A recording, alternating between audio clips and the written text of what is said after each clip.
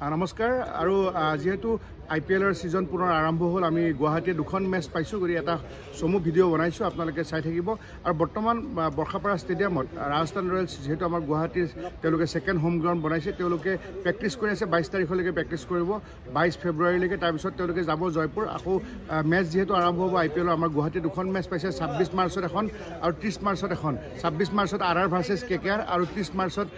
যেটো CSK বিৰুদ্ধে RRৰ খেল আছে এই মুহূৰ্তত প্ৰেক্টিছ কৰি আছে ধ্ৰুৱ জুৰেলে বেটিং কৰি আছে আৰু যেহেতু অকমান ইয়াৰ পৰা জুম কৰা অসুবিধা হয় তথাপি আপোনালোকক দেখুৱাইছোঁ যে এয়া RR দলৰ অনুশীলন ইয়াত ইণ্টাৰনেশ্যনেল ৰিয়ান পৰাগৰ লগত একেলগে ডেবিউ কৰা ধ্ৰুৱ জুৰেলৰ বেটিং এই বেটিং কোন কাৰ ৰায় ভাই ধ্ৰুৱ জুৰেল না ঠিক আছে থেংক ইউ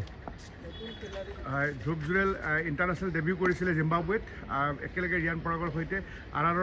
ৰিয়ানৰ সতীৰ্থ খেলুৱৈ একেলগে 4 নম্বৰ 5 নম্বৰত বেটিং কৰিবলৈ আহে আৰু সেইখিনি সময়ত যিটো হাৰ্ড হিটিং কৰিব লাগে গতিকে তেওঁ খুব মাৰি খেলে এয়া দেখিছে তেওঁ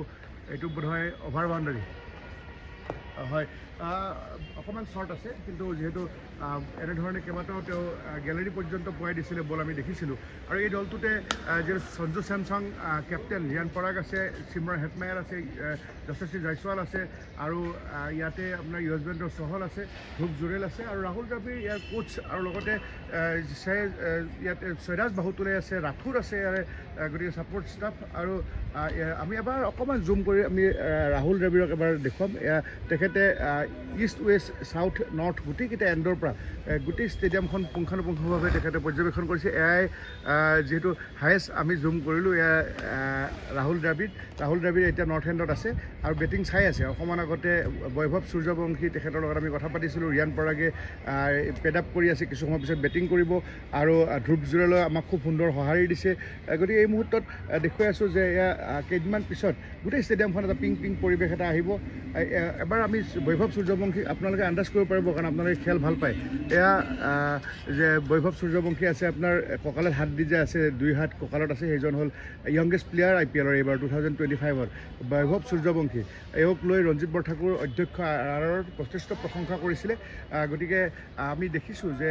ধ্ৰুৱ জুৰেলে তেওঁ প্ৰায় 15-20 মিনিট সময় বেটিং কৰি আছে আমি দুটামান শ্বট তেখেতৰ চাই লৈছোঁ এই লাইভৰ জৰিয়তে যে এই ধৰণে যেহেতু কিছু সময় পিছত সৈৰাজ বাহুতুলে বলিং স্পিন এটা সময় টিম ইণ্ডিয়া ক্ৰিকেটাৰ তেওঁৰ তত্ত্বাৱধানত ইয়াত স্পিন বলিঙো আহিব আগতে অশ্বিন আছিল অশ্বিন এতিয়া অন্য টিমলৈ গুচি গ'ল গতিকে ইয়াতে এইবাৰ আমি RRৰ লগতে আৰু KKR আৰু CSK খেল পাইছোঁ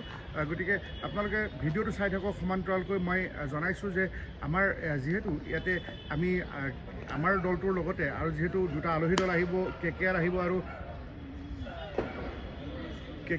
আৰু CSK আহিব CSKত ঋতুৰাজ গায়কোৱাড কেপ্টেইন কিন্তু MS ধোনীয়ে মহানায়ক MS ধোনীৰ কাৰণে সেই 30 তাৰিখৰ খেলখন যথেষ্ট চৰ্চা হৈ আছে এইটো এটা 6 দেখিলে খুব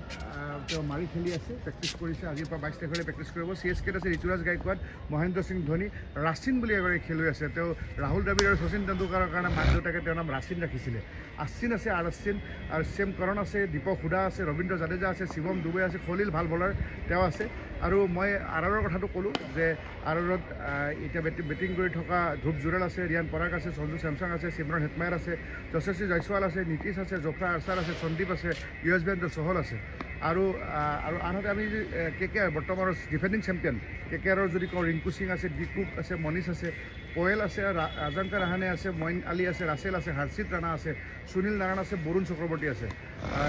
প্ৰতিটো বলেই তেওঁ বাউণ্ডাৰী অভাৰ বাউণ্ডাৰী মাৰি আছে তেওঁ হাৰ্ড হিট কৰি আছে আৰু